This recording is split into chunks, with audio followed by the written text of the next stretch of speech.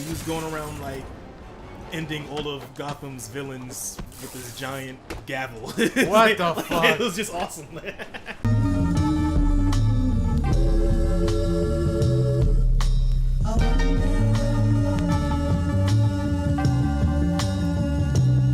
Hello and welcome everybody once again to Batmonth, in which for every Friday that this video goes up, we will talk about Batman leading up to the last week of June, which Arkham Knight comes out, and we will enjoy that and show that for you guys.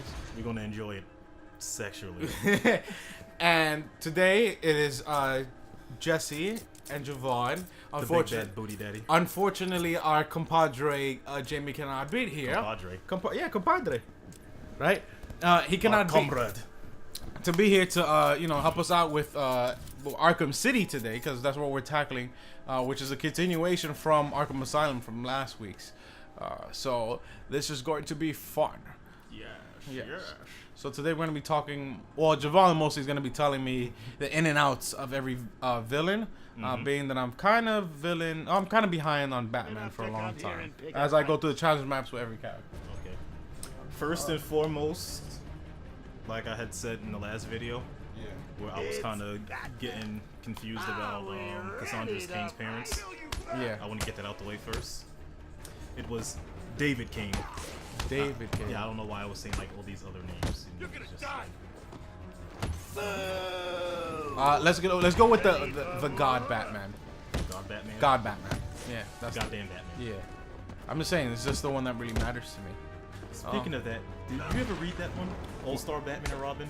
All-Star Batman and Robin. I think I No. The The origination of the goddamn Batman. Oh yeah, yo, that was so awesome. I read that in Starbucks. That shit was fucking awesome. It's just he's so gruff. He has like the beard, like the scraggly beard. He's just, I do whatever the goddamn I want. I'm the goddamn Batman. You goddamn bitch. Like, and that's the first time I've ever seen in the comic books where they say, "Why do you speak like that? It sounds like you have a bunch of glass in your throat." Yeah, you say like sound like fake Clint Eastwood. Yeah, fake Clint Eastwood is like the perfect way to describe it. There you go. You gotta love this. So the first of the Villies. Yeah, I would like to talk about Catwoman and who exactly is she? Okay. Yeah, Catwoman, Selena Kyle, on and off love interest of Batman, Bruce Wayne, depending on what era you're exactly talking about. She started off pretty villainous, but over the course of time, she just became like someone who, a woman that likes to play with Batman, play with him. She felt like both of them shared a lot in common. Mainly dressing up in like animals and running around Gotham. The bat and the cat. Yes, the bat and the cat. Which is weird, because if a bat and a cat had sex, it would be fucking weird and just. But in here, it's totally okay if a cat and a bat has sex. Which is funny, because a lot of comics they actually were like just having sex, just meet up top of the rooftop and just destroying each other. I feel like that was his first love interest, right? Like out of everybody, that was like his first one. I would say so, unless you talk Mask of Phantasm, which I'm not completely sure if that's canon, but I don't believe it is. Yeah, I don't think it's canon, but even so, because Mask of Phantasm is right after the anime series, right? Or during the animated series? During the anime series, yeah, so, I mean, they had a relationship in the animated series in some way, so that's kind of still the first, in some sense. Yeah, she's more like, I like to consider her an anti-hero, because, like, of course, she steals from people, it's more like the Robin Hood type of thing, she don't steal from anyone who, can't afford it, only people that are rich, she fences her shit, she likes to protect women in Gotham. The main person, the main person, when they started to, like, flesh her character out a lot more, main person you saw her interacting with, as far as, like, enemies, was Carmine Falcone. Oh, yeah. And Who's dope. I didn't really appreciate him until the Gotham TV show, which I'm not a fan of anymore. But yeah, I'm still a fan, but you know, we'll get to that probably another video. But we'll talk about that.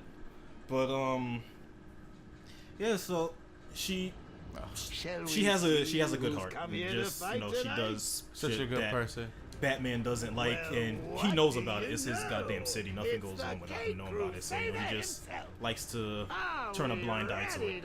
Yeah. How do you feel about now? It's been they introduced her like a while back, but now they kind of really gave more into her backstory, to her origins, and now recently was like a year, maybe 2 years ago, they kind of told that her dad is Rex Calabrese, who's like the main dude. Yeah, who like from no, this is going from New 52. Yeah, you don't count. I'm not sure if this happened like you know in the Silver Age and Golden Age of comics. If you know anybody does know that, you know, feel free to comment. You know, let me know. Yeah. But yeah, that seems to be something that they showed in the New 52, which, if you don't know who this is, Rex Calabrese, he was introduced in the Batman Eternal story arc, which just finished a few weeks to a month ago. Very great arc. I recommend it. I recommend anybody, you know, wants to read something, you know, Batman New 52. Great arc. Yeah. It was from start to finish. It was great. There's not much more I can say about it. Yeah. It was just really great, well thought out. But I just felt like that was important for you to have a character and knowing their parents and being that Rex Calabrese was like not only a main dude, but like he really mattered like crime wise in the family. Yeah. Rex Calabrese, he was essentially the dude who owned Gotham before Carmine Falcone came in. Yeah.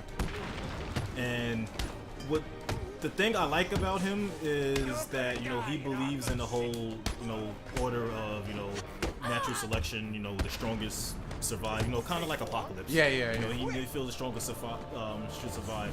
So as Carmine Falcone was coming to power, like, you know, he just, of course he fought, you know, he fought, but he knew his time was up because the one enemy no one can fight is time, and you know he was getting old, so he was like, you know what, it's time for the new blood to come up. And yeah, that makes it cool. Yeah. Now, moving on from Catwoman and her backstory, I would say the Riddler has always been somebody who's like another aspect of Batman's, like, because essentially all of Batman's rogue gallery is like something about Batman in some sense. Yes. I would like to say that Riddler represents Batman's ego. Yeah, his ego in what? Wait, hold on. His ego in what way? Like his ego and his intelligence. Because you know, like if you really look at it, you know, Riddler's not someone who he's not someone who's like, you know, a fighter. You know, he doesn't have, you know, like all these, I mean, he has gadgets, but you know, it's not like something severe. Like it's like, oh, I put a dirty bomb in this place and I'll give you a riddle, you have to figure it out to find out where the hell it is. You don't find out, you know, Level 2.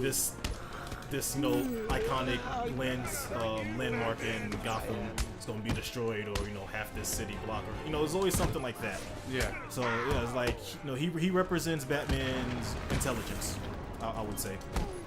Oh, look at that. That was nice. Yeah. I honestly don't like the Riddler.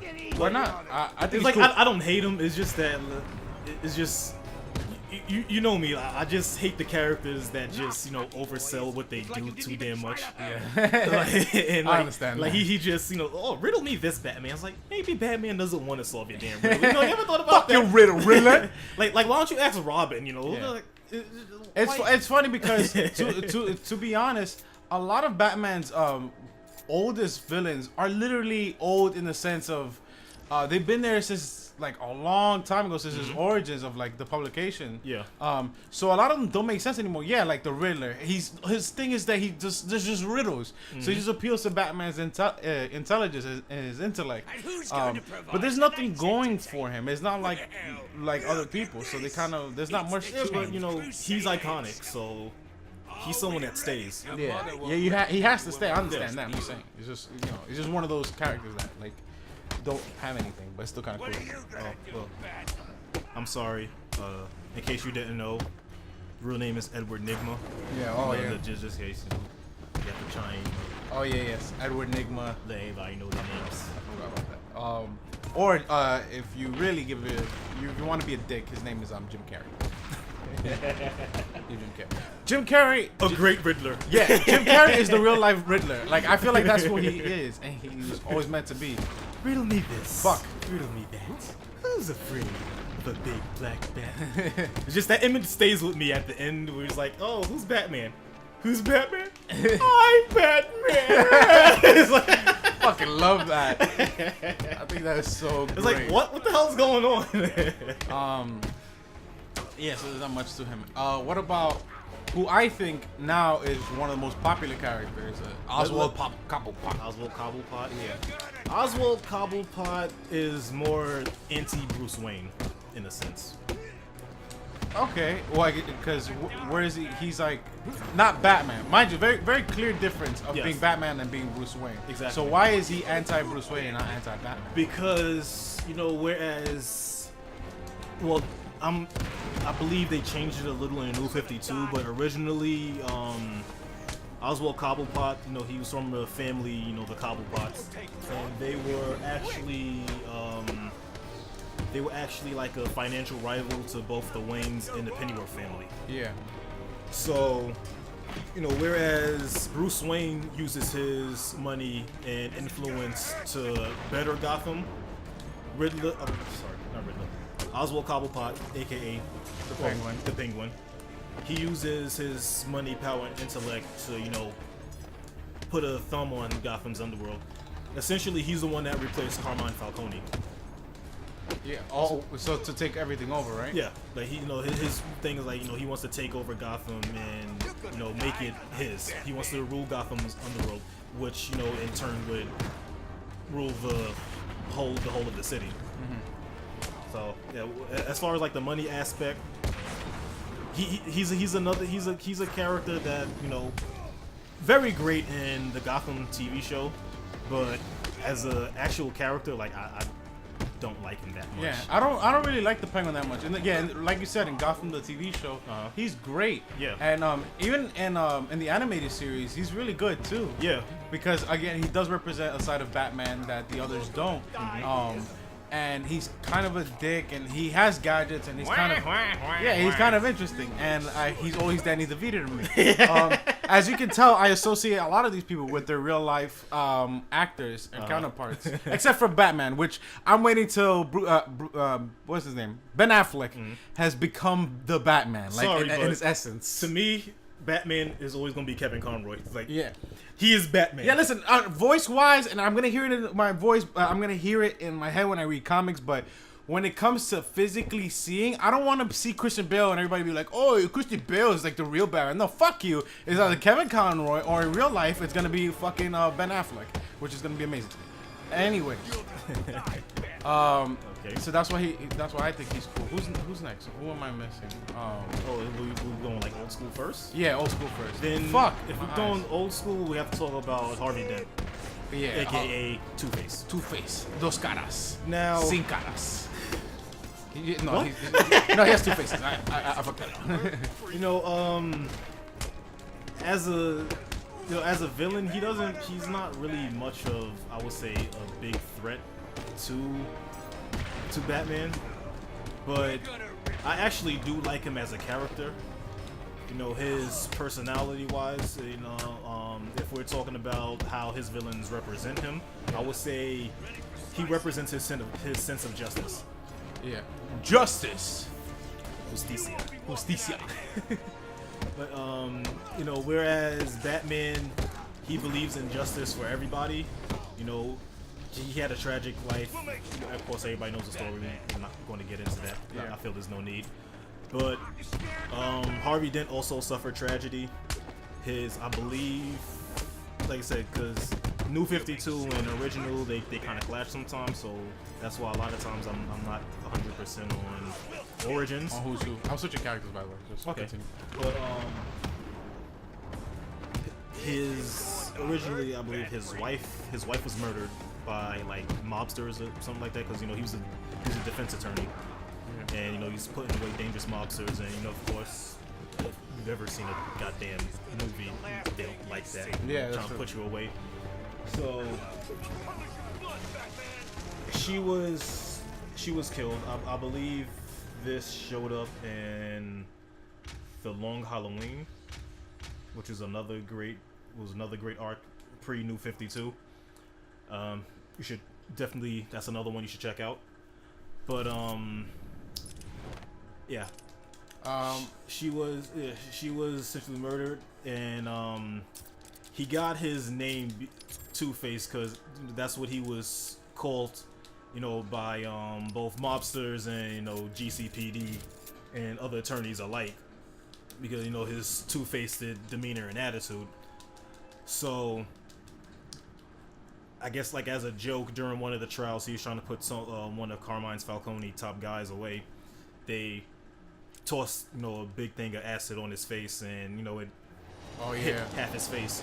So much like another villain, which of course we're going to cover a little later, the shock of seeing him like that kind of split his personality in two. So he decided that the only way to really clean up Gotham is to do as most do in Gotham, and as far as like the murdering and killing and all that stuff. Yeah. But the way he does it, his sense of justice, he believes is flip of a coin. Like guilty and innocent is two sides of one coin, which in some aspects I do agree with him. Yeah. Because not all cases, but like in some cases, there's always two sides of what happened. There's always two sides, and then there's the truth. So essentially, not all the time someone does something that person that both parties are complete. One party is completely guilty, and one is completely innocent. Yeah. Some cases it is like that, but I'm not a lawyer, so I'm not really gonna get into that. But yeah, I actually do like his character, and I actually like the third persona he had in the animated series. I'm not too sure if it was ever shown in a comic. He had a third persona? Yeah. That's weird. He was called the Judge. Oh yeah, I forgot that was him. Holy shit. Yeah, he was going around like ending all of Gotham's villains with this giant gavel. What the fuck? It was just awesome. If you guys want to watch the animated series, it's not anything else except Amazon Prime right now, but it's still worth a watch. If you haven't watched the animated series, you cannot call yourself a Batman fan. Yeah, you have to go by the Bible, bro. Exactly. The Bat Bible. That's just how it works. Oh, look at that! Look at that. Goddamn right. So that's pretty much it for his kind of super regular villains, right? Mm-hmm. So let's go. Well, no, there's one that's like super lame. He was only showed I think like once. He was a joke. Who was that? Condiment King. Wait, no, that's not a real thing. What are you talking about? That's a real thing. It was so corny. Like I don't even know his real fucking name, but he wanted to make it as a super villain. That's fucking stupid as fuck. You can't even convince me that was a good fucking idea. He carried he carried two guns, one that shot ketchup and one that shot mustard. You're making this up. This is not a real thing. I swear to Batman. That sounds. After this video, we can check it out. Yeah, we're gonna check it out. I'm putting up a picture of the Condiment King right now. Like that's. Anyone watching this after this video is done, you can go watch it. That is a real villain.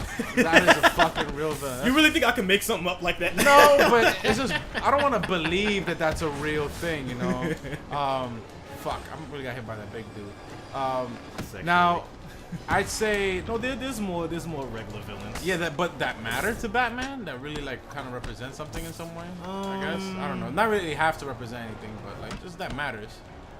Let's see. Thinking about it. I mean, Hugo Strange is another one. Kind of super regular. Who's a villain in this game? Oh, Black Mask. Black Mask. And yeah. Right. Black Mask. Who's a villain in the next game we're covering next week on Arkham Origins. But he was. I'm not too sure about too much of his Fuck, yo, this fucking big dude's in my way. Too much of his beginnings. I believe his name is Silas. Sionis, something like that. Sionis. No, Roman. Yeah, Roman Sionis. Yeah, it's Roman Sionis. Yeah. He his family owned the Sionis Corporation. Right. I sort of knew because of this game. Okay. I mean, because of Arkham Origins, but I completely fucking forgot. Yeah, because he's not shown that much, so like it's understandable of why you don't really know too much about him. Yeah. But he, of course, his name is Black Mask. He wears a black mask. It's a part of his face. He used to wear it as a gag. I believe the mask was made out of a portion of like his father's coffin or something like that. Yeah. And he had a tragic accident where his face like caught on fire and the mask like Baron Zemo'd him. It was like stuck. It's like permanently stuck on his face. Like that fucking sucks. Yeah, like that's his face. But yeah, he's another one. He's like a crime lord. He's like Penguin. He doesn't possess any powers. He's mostly henchmen and guns and hiring help to do his dirty work. I guess you can say he's kind of another like anti-Bruce Wayne. Yeah, in some sense. Yeah. Because I don't remember. No, it's somebody else that had a relationship before he was Batman. Yeah. We'll get to them. Yeah, he was actually like I said in the last video. He was the one that killed, quote unquote, Stephanie Brown. Yeah. Who's next after this?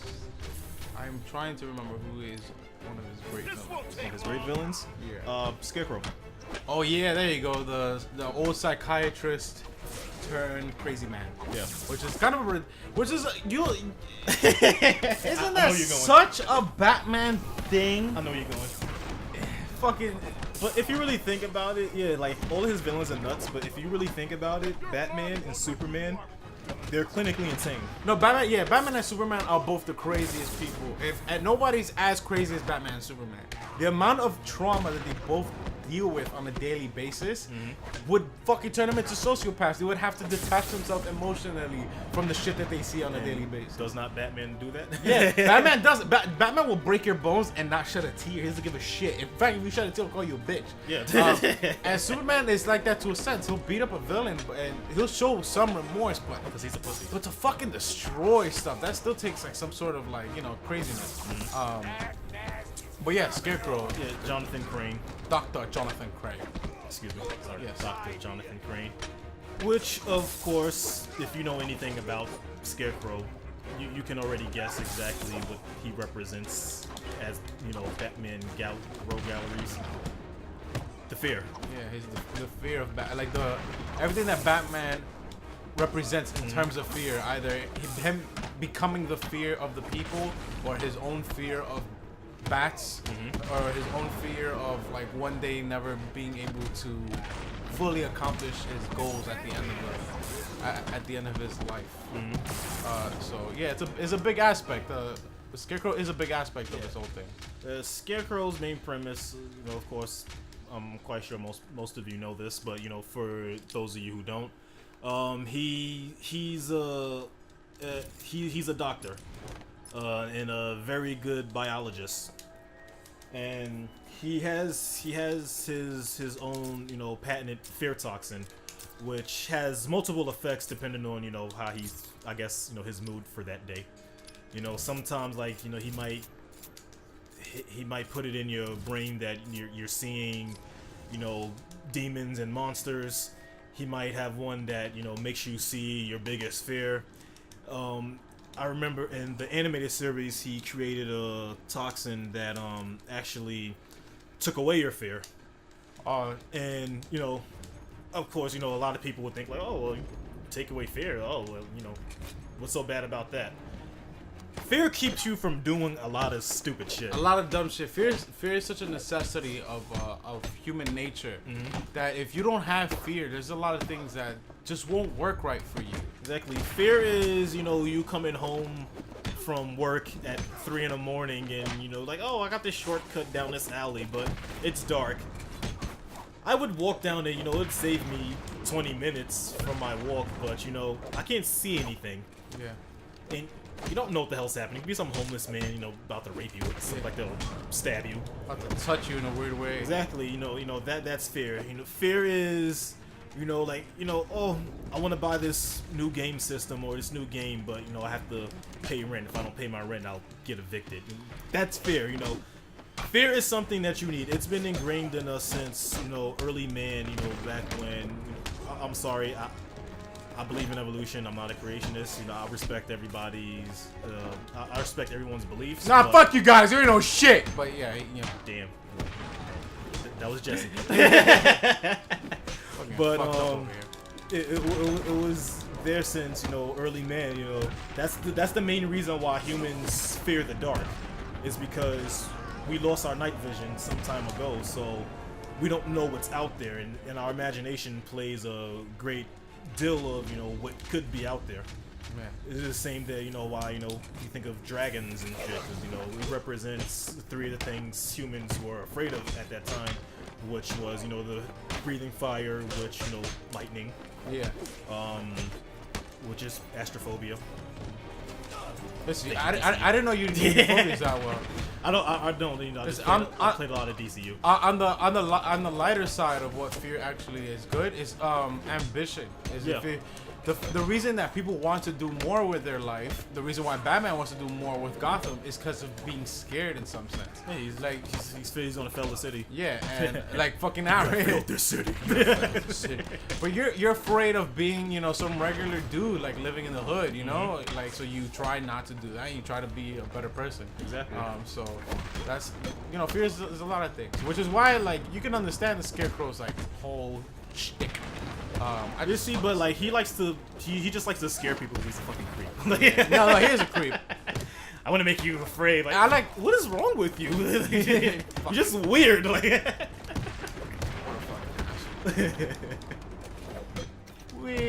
I am Nightwing.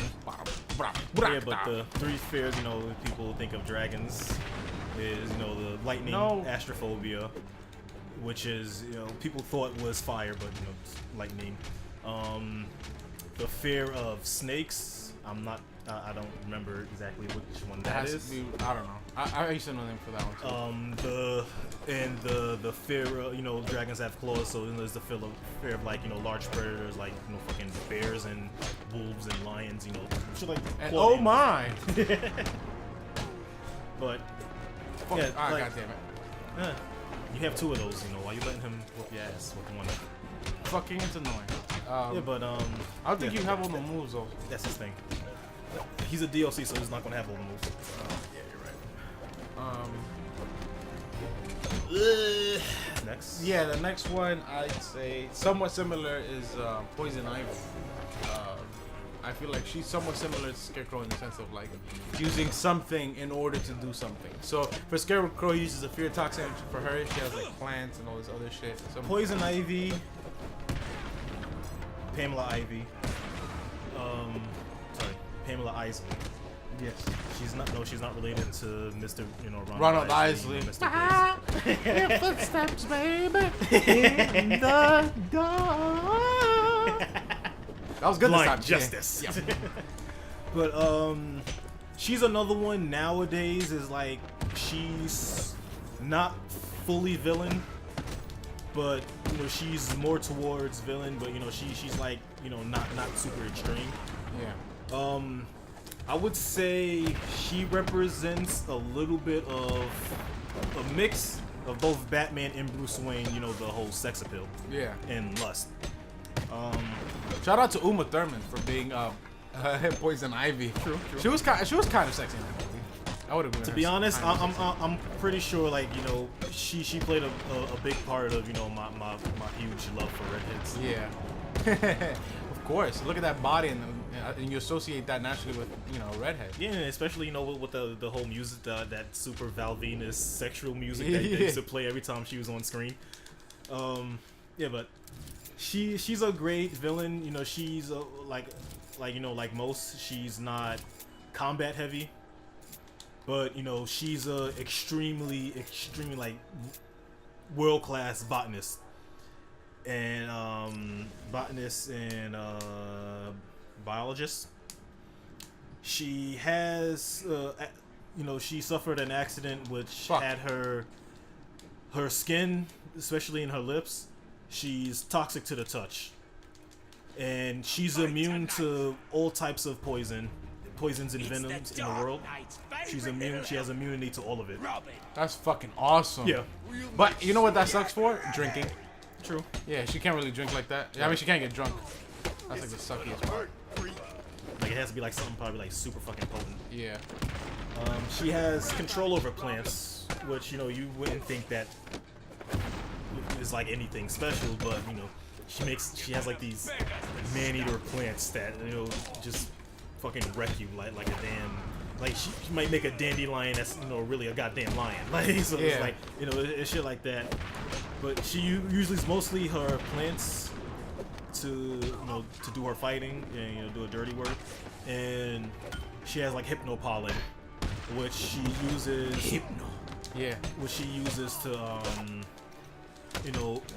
mostly she used that to hypnotize men to do her bidding. So like I said, that's the whole lust, sex appeal portion of it. I also like that she and like Catwoman kind of like best friends in a sense. Yeah. Her and the two of them and Harley Quinn, they used to be a part of a nice mini series that they had called Gotham City Sirens. Yeah. It was like the three of them hanging out, like fighting misogynist supervillains, and just like, it was kind of like bad girls type of stuff. Oh, that's actually really cool. I want to read that. Yeah, it was. It was really good. I think that the next person we should talk about is Jamie's favorite, El Bane. Bane. What's Bane's real name? Does Bane have a real name? Bane does not have a real name. Okay. The reason why Bane does not have a real name is because he's from a country outside of Cuba called Santa Prisca. He's super Spanish, so that makes him Spanish. Yes. Okay. Switch character. Like I said, I'm not going New 52. Original, his origin was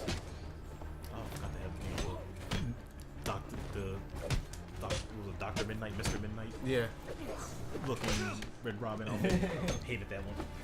But off topic. But the main thing with Bane was his mother. It goes back to his parents. In Santa Prisca, they have a law where if you do a crime and they You don't do the time. No, it's worse than that. Like if you do a crime and like they don't catch you or you die or something like that, your next of kin has to take the sentence. God damn, that's fucked up. So being that they couldn't get Bane's father, they took Bane's pregnant mother and they had her in a prison called I'm not Spanish, so I'm going to say it wrong. Peña Duro. Yeah, Peña Duro. And so she had to serve the sentence up till the time that the child was born. Yeah. So once the child was born, immediately they took him from her. She was free to go, of course against her wishes. She didn't want to leave, but she was free to go. So he grew up in prison, and this is the worst prison on the planet. He grew up there, and of course, while he was younger, he was in special care, so that all the other prisoners wouldn't try and hurt him or whatnot. Yeah, kill him. Yeah, but after a little while, after he got older, he stumbled upon an inmate that like some Fleece Johnson type inmate that wanted that his booty. Yeah, he wanted his butt. He was like, I see you, little boy. The booty is mine. It belongs to me. I want that booty. And Bane wasn't having it. Luckily, he was about to get raped by the guy, but like another inmate, stopped, stepped in at the last minute and saved him. So after this happened, he was like he fell off the balcony that there's like third story in the prison. He fell off had like, you know, a severe concussion. He almost died, and it's like something kind of snapped. So, funny thing is, like, he had this teddy bear that, you know, he was like obsessed with. The prison is located in like a really cold place, which is weird, you know, being that it, you know, it's like a Caribbean tropical island. That's true. There's no cold spots in the yard, so I doubt it is in Cuba. Yeah, so he grabbed Any of you have like a really sharp scratching? like icicle, hit it inside the teddy bear. And, you know, he went to the guy that tried to rape him, so, you know, he's all cocky. He's like, oh, you came back, I'm about to get in that booty. Yeah, give me that booty, give me that booty. And as he was, you know, as he was approaching him, he rips the bear's head off, and, you know, reveals that, you know, this sharp ass icicle, and like stabs him in the throat, kills him. God damn. So the warden, you know, who's like a real piece of shit, You may want to just run it. you know, he saw this and he's like, you know, I don't tolerate murders in my prison, which is funny because like this is a prison full of like the worst human beings on the fucking planet. Yeah, and yeah, you can't kill anybody. Yeah. So he told him, like, his exact words was, oh, I'm gonna put you in solitary confinement and I'm not letting you out until you have hairs on your chest. So mind you, around this time he's like 10 to 12. Like, he was no older than 12. He's like somewhere between like 10 and 12. By the time he got out, he was early 20s. Yeah. So he spent all that time in solitary confinement. God damn. And what he was doing in all that time is he was just working out. Damn. You know, he had bars, he was doing pull-ups, you know, in his mind, you know, he's like jogging in place like 25 miles a day. He was, you know, no one really survived this, you know, solitary because it's at a low level of the prison where, you know, the water is, you know, constantly hitting against low. A lot of times you're in there during the high tide, so at most nights he can't even sleep. You know, he has to hold on to the top the gratings at the top of, near the ceiling, hold on for like the whole night so, you know, he doesn't drown. God damn. Yeah, so, you know, with like pure, really like sheer brain power, you know, mentally, he trained himself to be the, you know, the savage monster that he was. And he took over he took over the prison. He had a few I'm lost, boys. he had a few Can anyone comrades. help a girl? I'm drawing blanks on their names, but one of them happens to be Bird, which is he's in the next Arkham game, Origins. He actually came in with Bane. You know, he's a secret boss. You actually get to fight him. He's like Bane's right hand. I don't think I remember fighting him. I did everything in the game. I don't remember fighting him. I'll go back. Yeah, but, you know, he has this weird obsession with birds. He likes to like call birds and like almost like Falcon, but just, you know, talk to them. But you know, he was hearing stories about Batman, and, you know, this got his interest going. So after that, like after hearing about him, like all he wanted to do was hear about him and, you know, find out more about Batman, go to Gotham one day and take him down. So he saw Batman as like, you know, like a really great man, and, you know, someone he wanted to take down and take his city away. And shortly before he went to Gotham, he was like, you know, I can't beat him as just a man. So that's where the Venom came in. Yeah. Like I said, there's a lot to go into. I'm not going to go into that. I think I already talked too much about Bane. But Bane represents Batman's brutality, if you can't really tell. Yeah, obviously, because he's fucking huge. Mm-hmm. And Bane's a very unique villain because Don't make me humiliate. he feels you, himself boys. superior to all the other ones. And he downright doesn't like them. Like, he hates the Joker. Yeah. Like, he hates the Joker. He hates the Joker with like a passion. Disclaimer: Oh. he has nothing to do with the League of Assassins. Yeah. That they just added that in a fucking movie, which is bullshit. Yeah. He has nothing to do with the League of Assassins.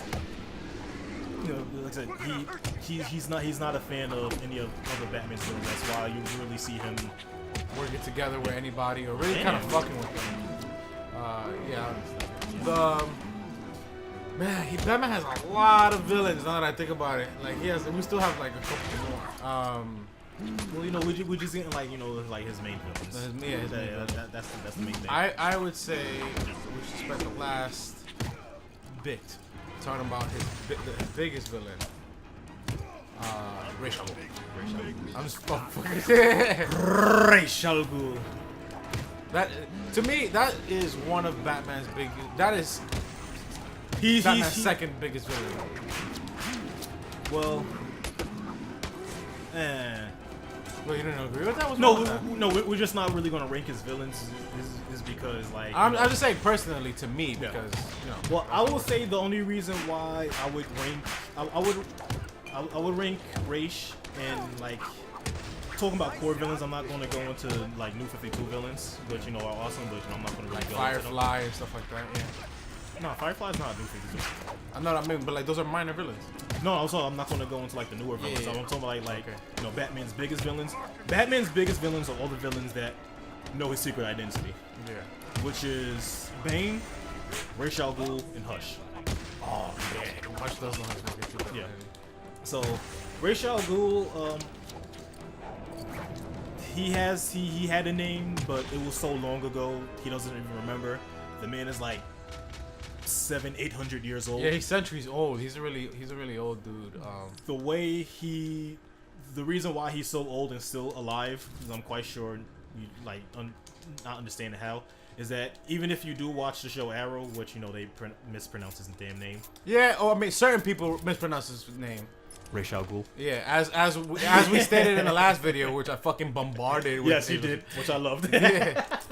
But he has this thing called a Lazarus Pit, which you go into, and it rejuvenates your whole body on a cellular level. It completely, depending on how long you stay immersed in it, it'll rejuvenate your body. So, you know, he's been doing this. He does it like maybe every 100 years or so, like you know, around that. He'll go into Lazarus. It's a magical pool. You know, he'll go into Lazarus, and you know, come back up pretty, you know, brand spanking new. Yeah. A side effect of using a Lazarus pool is that every time you use it, like, you know, it takes a little bit of your sanity. Yeah. I think there is a perfect version of that pit called the Dionysus pool. There's a perfect version of it. I've seen them use it, but it wasn't. But Rage doesn't have access to it, nor does he want to, because I think in some sense he wants to be crazy. But yeah, it'll turn you insane, which is why Jason Todd, when he died, he put him in the pit, come back out, he's fucking crazy because it drives you mad. It's just no inside. Like immediately after you come out, like you're just fucking. You're fucked. Yeah, you're just crazy. You're fucked. Is that But that's the best you can do? Yeah. The name Ra's al Ghul means head of the demon. How are you? Which, you know, he commands, like I said, as long as you've watched Arrow, so you already know. Most of you, I'm quite sure, watched Arrow. You know, he's head of the League of Assassins. Essentially, in the beginning, the League of Assassins wasn't like all straight. Oh, I want to kill you and take your heads off and all this. Essentially, Ra's al Ghul started off as a bioterrorist. He felt like, you know, being that he lived so long in the world, like, and he sees how the way it's going with mankind, you know, they're just like, you know, destroying everything, you know, fucking it up. Like, he wanted to reset it back to a time where, like, you know, nature can prosper like it's supposed to. Yeah. A very good arc around that time where he was in this persona is actually a Justice League. Is actually a Justice League, a JLA comic. I'm not sure of the reference. You know, if you know it offhand. Kudos to you. You know, you could put it up for anybody who wants to read it, or if anybody wants to read it, you know, just leave it in a comment. I'll double check and get back to you. I have no problem doing that. But it was a JLA arc. It was called Tower of Babel. Oh yeah. They made that into Doom, right? Yeah. They made that into Well, they just, you know, replaced Ra's with Vandal Savage. Yeah. But I like Tower of Babel because, Ghouls are like, performing at a level although it significantly was a lot below what I like had expected. how Doom was, it was a little different, being that, especially, you know, It's one, not like he doesn't keep getting his ass there was kicked by different Batman. Justice League members. Yeah. The plans were a little different. I'm not going to really go into it too much. What the hell is But, going on? like, he made it so bad where, you know, You wanna hide in the dark? he used, I can't remember if it was he used like a sound wave that affected everyone's mind, and it made no one on the planet, including Martian Manhunter and Superman, you know, for reasons that you'll see if you know, once you read it or, you know, read up about it, no one could understand each other at all. That's weird. That's so weird. Yeah. So that's why, you know, they had a tough time. They had a tough time combating this because, you know, no one could understand each other. Even if, like, you try to write something down, it wasn't, not only was it not ununderstandable to you, you know, even as you wrote it, but to the person reading it, It doesn't make sense at all. it makes no sense. Like, they just see like a bunch of weird lines and shit. I mean, the biggest thing, the biggest reason I feel like that's his biggest villain. His second biggest villain is because not only is Ra's al Ghul, like, obviously just as powerful, like, money wise, he's fucking rich as shit, which I don't even know how he's rich as Money shit. wise, like, We're screwed. What the hell are we gonna do now? And you know how Batman is like how Bruce Wayne is rich to us. Yeah. Don't feel any sense of pride That's in the that difference It's merely in proven money to me that these between fools Bruce Wayne deserve and any Rich. pain you inflict Damn. upon them. Yeah. holy shit, that's a huge Yes. fucking difference. Yes. But yeah, it's not only that, it's also the fact that he is an amazing martial artist. Yes. Like, top quality martial artist. I mean, I don't know if it's in the comic books as well, but they made him, like, Batman was trained by him in some sense. No, that was only in the movie. Yeah. You know, which was done by Liam Neeson. Liam Liam Neeson's, My boy's Liam Neeson's. who is, you know, forever going to be Ra's to me. Yeah. But the main reason why Batman, like, Ra's has the problem with Batman, which normally he wouldn't, because, like, you know, why would he waste his time with, you know, some regular human? Is the fact that Ra's sees a lot of Batman in him. He feels that, you know, they share a lot of the same qualities, which is, in some sense, represents Batman's sense of order. Because, you know, Ra's, he's another one. He's like Bane, where, you know, all the other villains, he sees them as evil and he despises them. Yeah. Like, you know, he wants nothing to do with them. If it was up to them, like, if it was up to Ra's, all of Batman's robes, he would just kill. Yeah. Because, you know, like I said, he sees him as evil. He sees himself as, like, a necessary evil. He feels that, you know, for mankind and everything to prosper, like, you know, he has to do what he does. Yeah. And, like, like I said, he's been alive for, like, 700 to 800 years. He feels that, he feels that, you know, it's like his time. It's his time to, you know, have someone else take over the title of Ra's al Ghul.